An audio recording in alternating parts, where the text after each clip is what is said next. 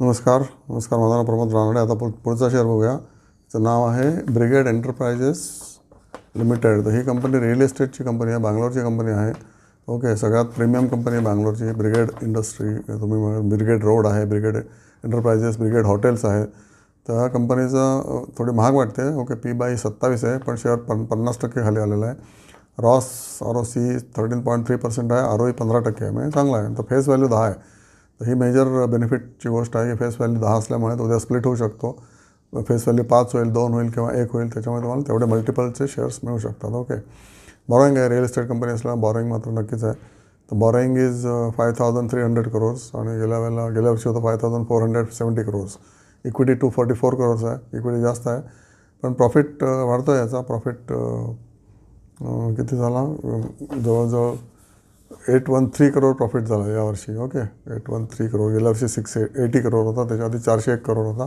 त्यामुळे growth company आहे. Okay, growth company असल्यामुळे ही याला पुढे प्रॉस्पेक्ट चांगले आहेत. Real estate, Bangalore, okay, data centres, okay, all this things if you see. आणि मोठ्या मोठ्या घरांची हाव. ओके, आणि बाहेरचे लोक भारतात परत येतात, त्यांच्यासाठी 3-3, 5-5 कोटीची घरं. ओके, तशी सगळी ब्रिगेड एंटरप्राइजेसची स्टोरी आहे.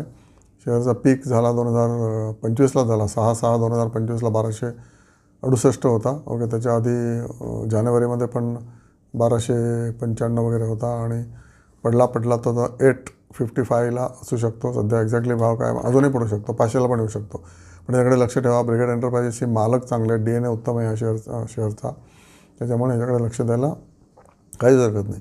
तुम्ही DNA जर शोधून काढलात ना कंपनीचं, तर ऑब्व्हियसली त्या शेअरचा तुम्ही टेक्निकल ग्राफ बघून 1 year लो किंवा 2 year लो अशा तुम्ही आणि रिझल्ट बघायचे ऑब्व्हियसली. तर ह्या भीतीच्या वातावरणामध्ये तुम्ही असे उत्तम DNAच्या कंपनीचे शेअर्स नक्कीच घेऊ शकता. आणि treat this is FD. Okay, हा कॉमन कन्सेप्ट नाही आहे, पण हा माझा कन्सेप्ट आहे की तुम्हाला FDला कसं तुम्ही रोज उघडून बघता किती वाढले, नाही बघत ना, 6 महिन्याने बघता का नाही. वर्षाची FD असेल तर वर्षभरानंतरच तुम्ही बँकेत जाताना ती वसूल करता 6% तुमचं जे काय ॲप्रिसिएशन असेल ते.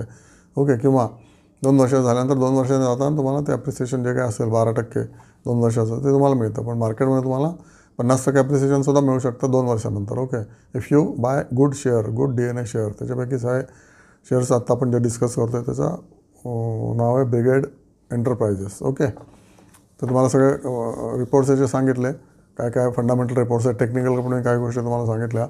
ओके, आता ह्यांना ऑर्डर बुक तुम्ही बघा, मेनली ऑर्डर बुक बघायचं असतं. कसं ह्याचं ऑर्डर बुक आहे, नुसतीच इन्व्हेंटरी पडली असेल, खपत नसल्यामुळे हा शेअर पडला असेल. पण अशी काय इन्व्हेंटरी फॉरएव्हर ठेवत नाही ते.